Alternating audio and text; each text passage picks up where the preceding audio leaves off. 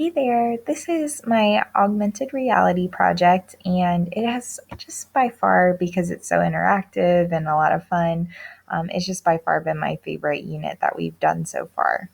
Going through, I tried to set up the unit based on quotes from different young adult novels that I've read. I teach English, so I always try to stay current with what's popular. So I picked these quotes from young adult novels that focus on augmented reality in some way, shape, or form. James Dashner is really famous for writing Maze Runner, Scorched Trials, that whole series. But this one I think is a really cool way to look at what would happen if it's kind of like extreme scenario dystopia, if augmented and virtual realities took over the world. So who knows the true definition of real? I guess we'll find out.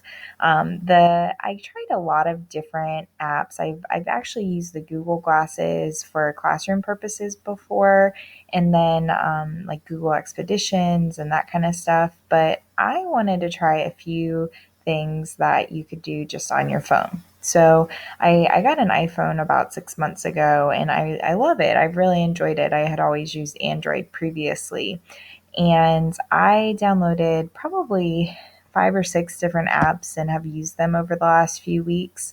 I tried a couple of games like the Bird Cage, that was really cool.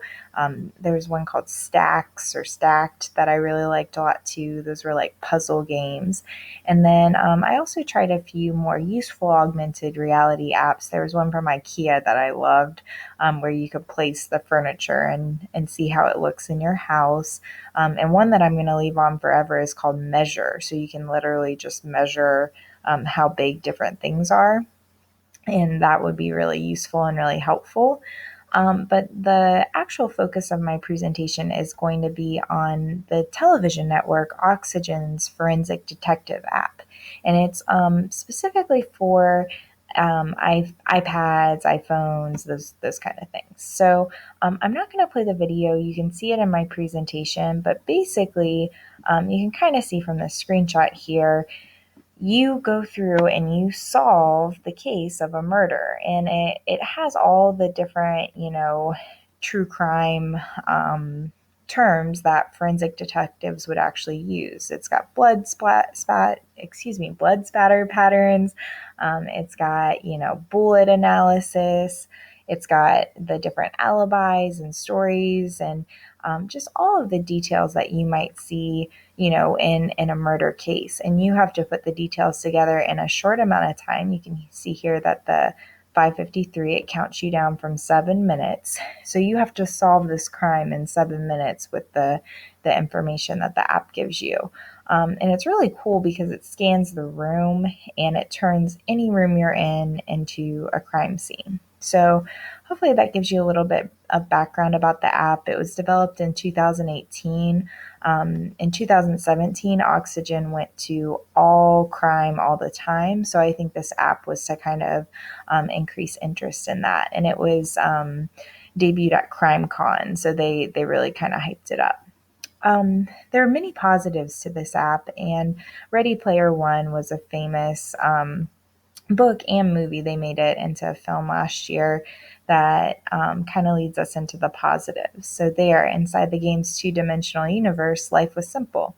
It's just you against the machine. Um, I found many positives with this app. I think it's awesome. I mean, it was really fun, and I guess in the way that solving a crime can be fun, it made you think. It's very engaging. It kind of reminded me of like an escape room sort of feel with the pressure and the clock. It's definitely not gory, even though it obviously is talking about a murder, which that concept is gory, but it doesn't show the graphic details of the body. I guess in some ways that can be a positive and negative, but to me, that was, it made it more age friendly. It kind of widened that gap. The app itself is really well designed. Its response time is fast. It's really cool, like the graphics and stuff. And I just thought overall this app is like, it was my favorite out of all the ones that I tried, which is why I did the presentation on this. In the final battle in battle school, he had won by ignoring the enemy, ignoring his own losses. He had moved against the enemy's gate, and the enemy's gate was down. That's from Ender's Game. So, just like Ender has to kind of overcome the difficult things in battle school, and face challenges, there were a few challenges, of course, with this app. I felt like the time constraint, if I'm thinking about it from an educational setting, for me, it was exciting and it made me, work faster. In an educational setting, I could see that being a problem if I tried to use this for a class, especially for my kids who have, different learning differences or what have you. Also, it's kind of the same like setup every single time. Murder doesn't always look the same. It's a horrific thing, and it's horrific because of the variety of different types of murders. So, I could see someone kind of knocking the app for that. And then I also noticed that it just drained the battery very quickly, which I kind of expected with the higher level graphics and that sort of thing. Overall, though, I was really searching for challenges to this app because I liked it a lot, and I think it's about as well designed as this concept could be. So, very, very few negatives to this particular augmented reality. And then my final quote is from Warcross, which, if you have not read Warcross, I highly recommend it. It's a quick, fast paced read, but it's basically a pretty realistic idea of how augmented reality games might kind of influence the commerce and economy of our world. And it's just an interesting take on it.